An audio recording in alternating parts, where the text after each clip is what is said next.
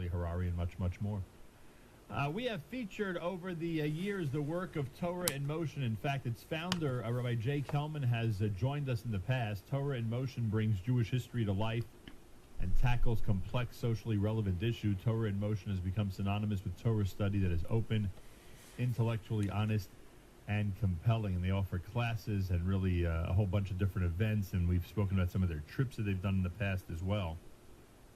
Dr. Marc Shapiro is with us live via telephone because, from what we are told, he is going to lead some of the journeys that Torah in Motion is embarking on. Dr. Shapiro holds the Weinberg Chair in Judaic Studies at the University of Scranton. He's a graduate of Brandeis and Harvard, author of numerous articles and reviews, and a popular scholar in residence at synagogues around the world.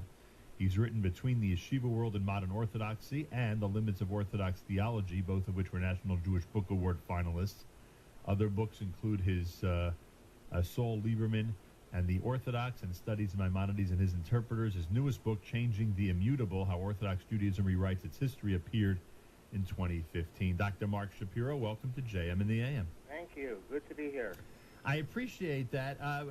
How it may sound like such an obvious question, but how different is it when one tries to lecture about Jewish history and Jewish life the way it is now, as opposed to when they are leading a group and seeing geographically some of those locations up close and personal? It's much more significant and meaningful when you're standing, let's say, in front of an old synagogue and you could speak about the great rabbi who was there and taught there, or you're standing at his grave, or you're going down the street where many great Torah sages or terrible things happen to the Jews on these streets, and you can speak about it. When you stand in the square and you recount the events that happened. Even people who are not really that interested in Jewish history, who've come, for example, on the tours because they heard good things about it, my experience has been they find themselves really enveloped in it because it does bring it to life. It's a traveling classroom.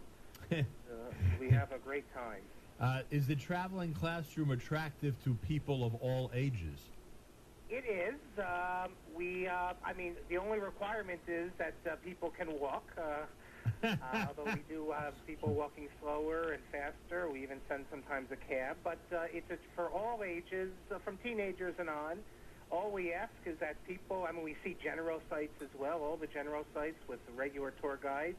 But we want people to at least be open to learning about Jewish history because we see things that no other tour groups see.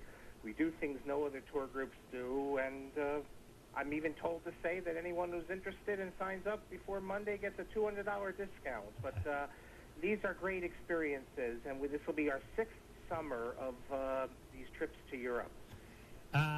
Which is your place? Of all these trips and all the different places you've been to, which is the one that you feel, most comfortable, or the one that where your lectures really come to life when you're there with the people? Well, the first one was the trip to Central Europe. That was the first one I did. But the truth of the matter is that subsequently we now do Italy, we do Spain. We're doing a first one this summer to Jewish Germany. I found that each one has things I like and things I don't. Things that I like and things that draw me to it. What I don't like to do and would never do, people have asked me after the trip, so let's say lead a tour to Ireland or something like that, but that's not what I do. I'm only going to lead the tour if I can speak constantly on the bus and about the great figures and the Jewish history about it. I'm not just going to lead a tour. I'm going to lead a tour that I can contribute a good deal. So in my area of expertise are the great rabbis, the history of the Jewish communities.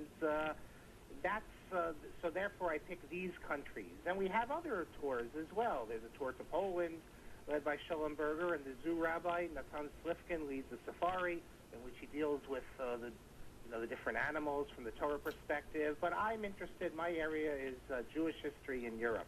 So of the ones that you do, Central Europe, Spain, Italy, Germany, etc., which would be the most shocking to us in terms of the richness of Jewish life in its history?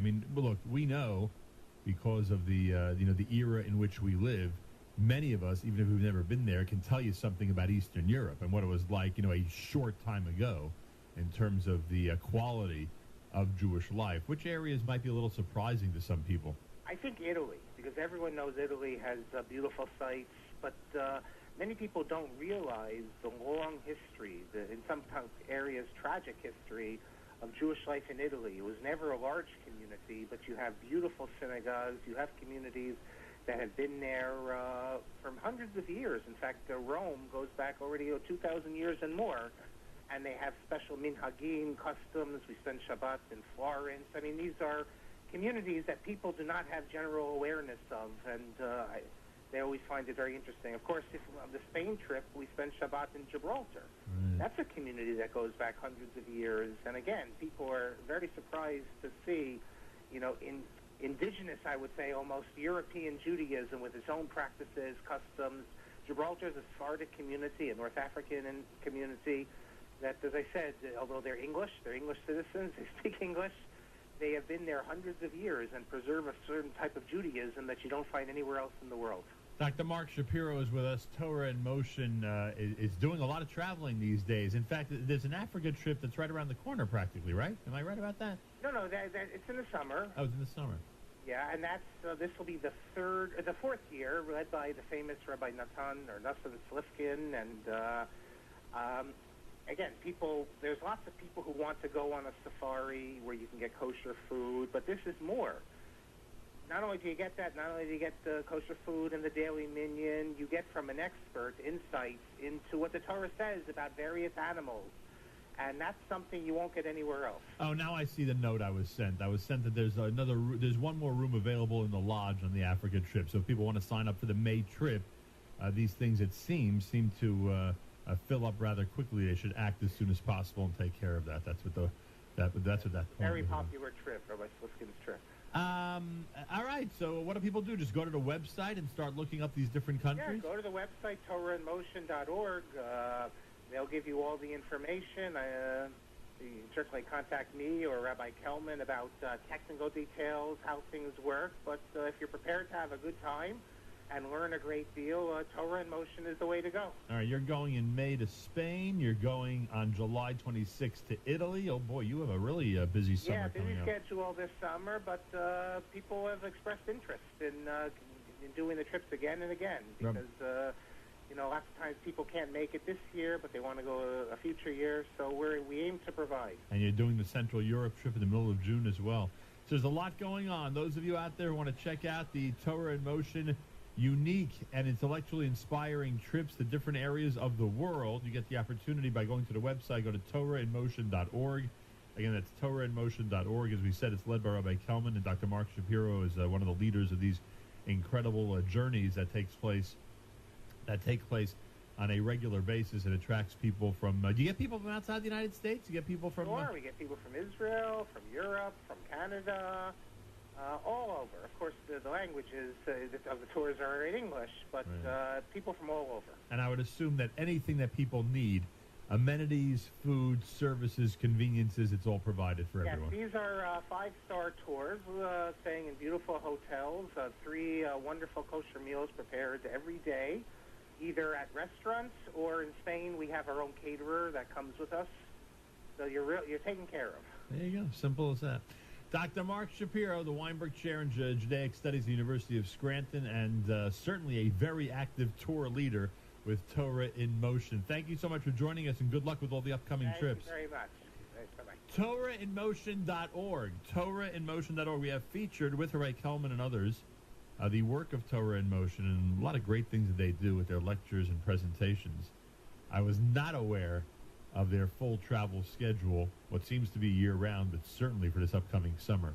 So you can check it out. Go to TorahInMotion.org for information. Again, that's TorahInMotion.org for all the information. The great Ben Sion Schenker's next. You're listening to JM in the AM.